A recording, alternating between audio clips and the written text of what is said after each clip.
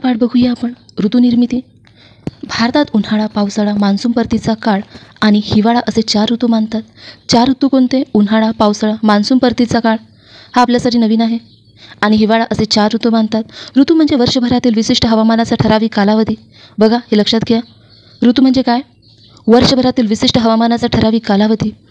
एका ऋतूतील हवामान दुसऱ्या ऋतूतील हवामानापेक्षा वेगळा असते. पृथ्वीच्या पृष्ठभागावरील विषुववृत्ताजवळचा भाग सोडला तर इतर सर्व भागात वर्षभरातील हवामानात बराच बदल होत असतो. म्हणजेच येथे वर्षभरात वेगवेगळे ऋतू असतात. ऋतू का व कसे होतात हे आपण बघूया. सूर्याचे भासमान भ्रमण बघूया. सूर्य पूर्वेला उगवतो व पश्चिमेला मावळतो हे सर्वांना माहीत आहे. तथापि सूर्याचे उगवण्याचे स्थान सारखे बदलत असते. 21 जून ते 22 डिसेंबर या काळात सूर्योदयाचे स्थान अधिकाधिक दक्षिणेकडे सरकते. म्हणून या काळास दक्षिणायन, दक्षिणेकडे जाणे असे म्हणतात. तर 22 डिसेंबरपासून 21 जूनपर्यंत सूर्योदयाचे स्थान उत्तरेकडे सरकते. म्हणून या काळास उत्तरायण, उत्तरेकडे जाणे असं म्हणतात. वास्तविक सूर्य एकाच जागी असतो आणि आज कललेली पृथ्वी सूर्याभोवती फिरत असते. त्यामुळे पृथ्वीवरून बघताना सूर्य उत्तरेकडे किंवा दक्षिणेकडे सरकत असल्यासारखे आपल्याला वाटते. म्हणून सूर्याच्या अशा सरकण्यास सूर्याचे भासमान भ्रमण असे म्हणतात. बघा लक्ष देऊन बघा. बघा यावर मल्टीलायनर क्वेश्चन राज्यसेवेमध्ये विचारला आहे. दक्षिणायन कोणत्या काळात होतात? 21 जून ते 22 डिसेंबर या काळात दक्षिणायन होते. तर उत्तरायण कोणत्या काळाला म्हणतात? 22 डिसेंबरपासून 21 जूनपर्यंत. हे तारीख लिहून घ्या, खूप इझी पडेल. बघा इथे पण 21च आहे, इथे पण 21च आहे आणि इथे 22 आहे, इथे पण 22च आहे. आपण समोर बघूया. बघा अयन या शब्दाचा अर्थ जाणे असा होतो. 21 जून या दिवशी सूर्य दक्षिणेकडे आणि 22 डिसेंबर या दिवशी सूर्य उत्तरेकडे मार्गस्थ होतो. या दिवसांना अयन दिन असे म्हणतात.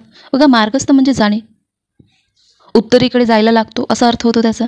अयन दिन लक्षात ठेवा. बघा यावर आपल्याला प्रश्न बनू शकते. सूर्य दक्षिणेकडे कोणत्या तारखेला जायला निघतो? तर 21 जूनला निघतो आणि उत्तरेकडे 22 डिसेंबर. अयन दिन सुद्धा लक्षात राहू द्या. हे महत्त्वाचं आपल्याला विचारलं आहे राज्यसेवेमध्ये. आपण समोर बघूया. पृथ्वीचा आस कललेला असल्याने सूर्याभोवती फिरताना परिभ्रमण मार्गावर पृथ्वीच्या आसाच्या 4 विशेष स्थिती तयार होतात. त्यापैकी 2 स्थितींना संपात स्थिती व उरलेल्या 2 स्थितींना अयन स्थिती म्हणतात. बघा ह्या स्थिती कशामुळे निर्माण होतात? तर पृथ्वीच्या आस कललेला असल्याने तयार होतात. बघा एकदा वाचून घेऊया आपण. पृथ्वीचा आस कललेला असल्याने सूर्याभोवती फिरताना परिभ्रमण मार्गावर पृथ्वीच्या आसाच्या 4 विशेष स्थिती तयार होतात. त्यापैकी 2 स्थितींना संपात स्थिती व उरलेल्या 2 स्थितींना अयन स्थिती असे म्हणतात. संपात स्थिती बघा, ज्यावेळी पृथ्वीचे दोन्ही ध्रुव सूर्यासमोर येतात त्या स्थितीला संपात स्थिती असं म्हणतात. ही स्थिती साधारणतः 22 मार्च आणि 23 सप्टेंबर रोजी असते. हे लक्षात राहू द्या. म्हणून या दिवसांना संपात दिन असे म्हणतात. बघा संपात दिन कोणते? तर 22 मार्च आणि 23 सप्टेंबर हे सुद्धा आलेलं आहे राज्यसेवेमध्ये. संपात स्थिती कशाला म्हणतात? तर बघा ज्यावेळी पृथ्वीचे दोन्ही ध्रुव सूर्यासमोर असतात त्या स्थितीला संपात स्थिती म्हणतात. हे लक्षात राहू द्या. खूप सारे प्रश्न सुटतील आपले. बघा या दिवशी विषुववृत्तावर मध्याह्नीच्या वेळी सूर्याचे किरण लंबरूप पडतात. म्हणजेच मध्याह्नवेळी विषुववृत्तावर सूर्य बरोबर डोक्यावर असतो. आकृती 3.1 लक्षपूर्वक बघा. यात प्रकाशवृत्तामुळे होणारे विषुववृत्तासह सर्वच अक्षवृत्तांचे प्रकाशित व अप्रकाशित भाग दाखवले आहेत. हे प्रकाशित व अप्रकाशित भाग समान आहे. आपण आकृती बघूया. ही आकृती बघा. या आकृतीमध्ये प्रकाशवृत्त या प्रकाशवृत्ताने समान भाग केले आहे. अप्रकाशित भाग व प्रकाशित भागाचे आपण समोर बघूया. बघा इथून आपण हे पुन्हा वाचूया. आकृती आपल्याला बरोबर समजेल. आकृती 3.1 लक्षपूर्वक बघा. यात प्रकाशवृत्तामुळे होणारे विषुववृत्तासह सर्वच अक्षवृत्ताचे प्रकाशित व अप्रकाशित भाग दाखवले आहे. हे प्रकाशित व अप्रकाशित भाग समान आहे. कारण या दिवशी प्रकाशवृत्त दोन्ही ध्रुवामधून जातो. या दिवशी पृथ्वीवर सर्वत्र दिनमान आणि रात्रमान सारखेच असते. म्हणजे साधारणपणे 12 तासाचा दिवस असतो आणि 12 तासाची रात्र असते. 22 मार्च या संपात दिनाला उत्तर गोलार्धातील वसंत संपात, तर 23 सप्टेंबर या संपात दिनाला उत्तर गोलार्धात शरद संपात असे म्हणतात. हे शरद संपात आणि वसंत संपात लक्षात राहू द्या. अयन स्थिती बघूया. ज्यावेळी पृथ्वीचा कोणताही एक ध्रुव सूर्याकडे जास्तीत जास्त कललेला असतो त्या स्थितीस अयन स्थिती असे म्हणतात. बघा हे महत्त्वाचं आहे. अयन स्थिती कशाला म्हणतात? तर बघा ज्यावेळी पृथ्वीचा कोणताही एक ध्रुव सूर्याकडे जास्तीत जास्त कललेला असतो त्या स्थितीस अयन स्थिती असे म्हणतात. ही स्थिती 21 जून व 22 डिसेंबरला येते, म्हणून या दिनाला अयन दिन असे म्हणतात. बघा, अयन दिन कोणते? 21 जून व 22 डिसेंबर.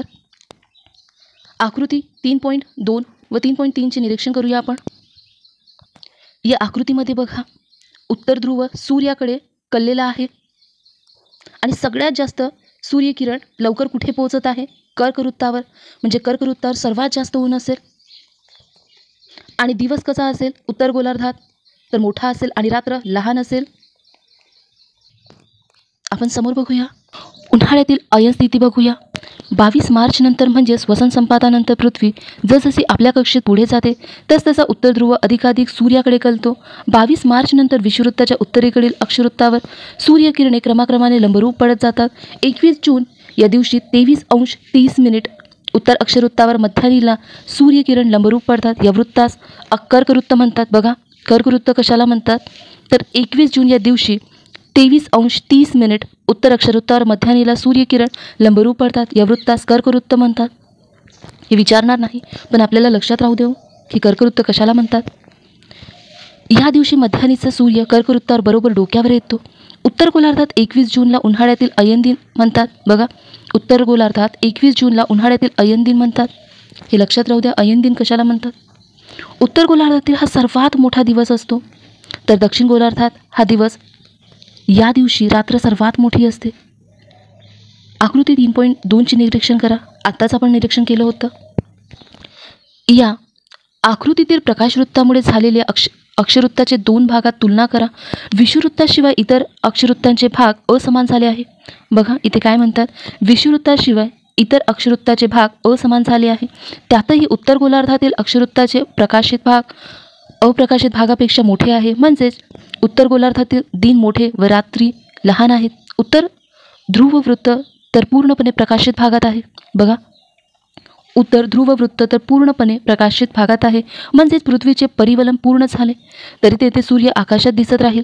उत्तर ध्रुवापासून ते उत्तर ध्रुवापर्यंतच्या भागात 24 तास किंवा त्याहून अधिक काळ सूर्यदर्शन होत राहील. उत्तर ध्रुवावर तर 22 मार्चपासून 23 सप्टेंबरपर्यंत म्हणजे 6 महिन्यापर्यंत आकाशात सूर्य सतत दिसत राहील. आपण आकृती एकदा पुन्हा पाहू. या आकृतीमध्ये बघा, हे 23 अंश आहे अक्षवृत्त. यावर सर्वात जास्त किरणे लंबरूप पडतात. याला कर्कवृत्त म्हणतात. आणि हा प्रकाशवृत्त. यामुळे विषुवृत्ताचे समान भाग झाले आहे. बघा, विषुवृत्ताचे समान भाग झाले आहे, पण कर्कवृत्ताचे समान भाग झालेले नाही. इथे दिवस मोठा आहे, इथे रात्र लहान आहे. आणि दक्षिण गोलार्धातसुद्धा रात्र मोठी दिसत आहे, दिवस छोटा आहे. म्हणजे समान भाग फक्त विषुवृत्तावर होताना दिसत आहे. आपण समोर बघूया. हिवाळ्यातील अयन स्थिती बघूया आपण. 21 जून नंतर पृथ्वी प्रदक्षिणा मार्गावर पुढे जात राहते. 23 सप्टेंबर या संपात दिनाच्या वेळी पुन्हा तिचे दोन्ही ध्रुव सूर्यासमोर येतात. 23 सप्टेंबर नंतर म्हणजेच शरद संपातानंतर पृथ्वी जसजशी आपल्या कक्षेवरून पुढे जाते तसतसं दक्षिण ध्रुव अधिकाधिक सूर्याकडे कलतो. 23 सप्टेंबर नंतर विषुवृत्ताच्या दक्षिणेकडील अक्षवृत्तावर सूर्यकिरणे क्रमाक्रमाने लंबरूप पडत जातात. 22 डिसेंबर या दिवशी 23:30 दक्षिण अक्षवृत्तावर मध्यान्हीला सूर्यकिरण लंबरूप पडतात. या वृत्तास मकरवृत्त असे म्हणतात. हे लक्षात राहू द्या. बघा, 22 डिसेंबर या दिवशी 23:30 दक्षिण अक्षवृत्तावर मध्यान्हीला सूर्यकिरण लंबरूप पडतात. या वृत्तास मकरवृत्त असे म्हणतात. या दिवशी मध्यान्हीचा सूर्य मकरवृत्तावर बरोबर डोक्यावर येतो. दक्षिण गोलार्धातील हा दिवस सर्वात मोठा असतो, तर उत्तर गोलार्धात या दिवशी रात्र सर्वात मोठी असते. आकृती 3.3चे निरीक्षण करा. ही आकृती बघा. या आकृतीमध्ये दक्षिण ध्रुव सूर्याकडे कललेला आहे आणि सर्वात लंबरूप किरणे कुठे पडत आहे? बघा, सर्वात आधी लंबरूप किरणे मकरवृत्तावर पडत आहे. दक्षिण गोलार्धामध्ये हे 23 अंश आहे. आपण समोरची आकृती बघूया. ही महत्त्वाची आहे आपल्यासाठी. बघा, संपात स्थिती कशाला म्हणतात? तर सूर्यासमोर दोन्ही ध्रुव असतात, त्याला काय म्हणतात? संपात स्थिती. आणि एकच ध्रुव जास्तीत जास्त कललेला असतो, त्याला काय म्हणतात? अयन स्थिती. बघा, आपण या आकृतीपासून सुरुवात करूया. इथे 22 मार्च दिलेला आहे, वसंत स्थिती, वसंत संपात. बघा, दोन्ही सूर्य ध्रुव आले आहे सूर्यासमोर. नंतर 21 जून 3 महिन्यानंतर फक्त उत्तर ध्रुव कललेला आहे सूर्याकडे अयन स्थिती, आणि या आकृतीमध्ये दोनही ध्रुव आलेले आहे. शरद संपात म्हणतात, हे 3 महिन्यानंतर आलं. पुन्हा 3 महिने समोरची हिवाळ्यातील अयन स्थिती बघा, फक्त दक्षिण ध्रुव कललेला आहे. फक्त 3-3 महिन्यांना असं लक्षात ठेवा. 22 मार्च वसंत संपात, आणखी 3 महिन्यांनी 21 जून अयन स्थिती, पुन्हा 3 महिन्यांनी 23 सप्टेंबर शरद संपात, आणि पुन्हा 3 महिन्यांनी 22 डिसेंबर अयन स्थिती. 21, 22 आणि 23 हे 3च तुम्हाला लक्षात ठेवायचे आहे. आपण समोर बघूया. उन्हाळ्यातील अयन दिनाच्या आकृतीसारखीच ही आकृती आहे. फरक एवढाच की यावेळी मकरवृत्तावर सूर्यकिरण लंबरूप पडतात. दक्षिण गोलार्धातील अक्षवृत्ताचे प्रकाशित भाग मोठे आहेत. विषुववृत्तावर प्रकाशित व अप्रकाशित भाग सारखेच आहेत. संपात दिनाच्या व अयन दिनाच्या आकृत्यांवरून विषुववृत्तावर दिन व रात्र वर्षभर सारखेच म्हणजेच 12-12 तासाचे असतात हे स्पष्ट होईल. आता दक्षिण गोलार्धात दिनमान मोठे आहे. 22 डिसेंबरला उत्तर गोलार्धात हिवाळ्यातील अयन दिन म्हणतात, हे लक्षात राहू द्या. 22 डिसेंबरला उत्तर गोलार्धात काय म्हणतात? अयन दिन. ऋतू व ऋतुचक्र बघूया. वसंत संपातापासून उत्तर गोलार्धात दिनमान वाढते. सूर्यकिरण क्रमाक्रमाने लंबरूप पडतात. तसेच मध्यानीचा सूर्य आकाशात स्थितीजापासून जास्त उंचीवर येत राहतो. यामुळे उत्तर गोलार्धात उष्णता जास्त मिळते व तापमान वाढते. म्हणून 22 मार्च ते 23 सप्टेंबर या काळात उत्तर गोलार्धात उन्हाळा ऋतू असतो. आपण एकदा वाचून घेऊया उन्हाळा ऋतूबद्दल. बघा इथून वसंत संपातापासून उत्तर गोलार्धात दिनमान वाढते. सूर्यकिरण क्रमाक्रमाने लंबरूप पडतात. तसेच मध्यानीचा सूर्य आकाशात क्षितिजापासून जास्त उंचीवर येत राहतो. यामुळे उत्तर गोलार्धात जास्त उष्णता मिळते व तापमान वाढते. म्हणून 22 मार्च ते 23 सप्टेंबर या काळात उत्तर गोलार्धात उन्हाळा ऋतू असतो. समोर बघूया. याच काळात दक्षिण गोलार्धात रात्रमान मोठी असते. सूर्यकिरण जास्त तिरपे होतात. त्यामुळे उष्णता कमी प्रमाणात मिळते. म्हणून दक्षिण गोलार्धात 22 मार्च ते 23 सप्टेंबर या काळात हिवाळा ऋतू असतो. या उलट स्थिती 23 सप्टेंबरपासून 22 मार्चपर्यंत असते. या काळात दक्षिण गोलार्धात दिनमान मोठे असते, म्हणून तिथे उन्हाळा ऋतू असतो. तर उत्तर गोलार्धात याच काळात हिवाळा ऋतू असतो. सूर्याची उष्णता कमी अधिक प्रमाणात मिळाल्यामुळे दरवर्षी हिवाळा व उन्हाळा हे ऋतू होत राहते. बघा, हिवाळा व उन्हाळा हे ऋतू का होत राहते? सूर्याची उष्णता कमी अधिक प्रमाणात मिळाल्यामुळे दरवर्षी हिवाळा व उन्हाळा हे ऋतू होत राहतात. हे ऋतू दोन्ही गोलार्धात वेगवेगळ्या काळात दरवर्षी होतात. ते एकामागून एक येत राहते. त्यामुळे ऋतुचक्र निर्माण होते. या ठिकाणी हा पाठ संपतो. आपण प्रश्न बघूया.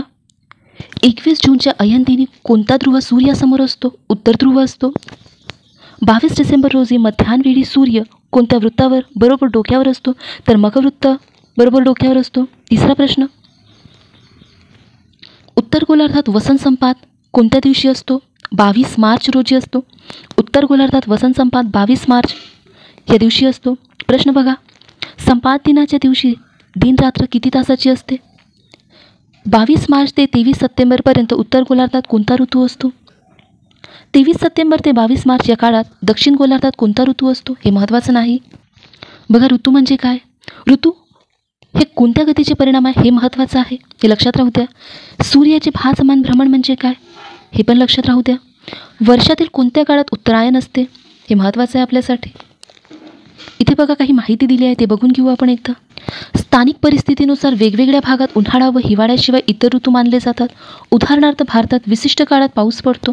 त्यामुळे उन्हाळा, हिवाळा तसेच पावसाळा व मान्सून परतीचा काळ असे 4 ऋतू मानले जातात. युरोप व उत्तर अमेरिकेत उन्हाळा, शरद, हिवाळा आणि वसंत असे 4 ऋतू मानतात. या ठिकाणी हा पाठ संपतो. आपण भेटूया पुढच्या पाठामध्ये, पुढच्या व्हिडिओमध्ये नवीन माहिती घेऊ.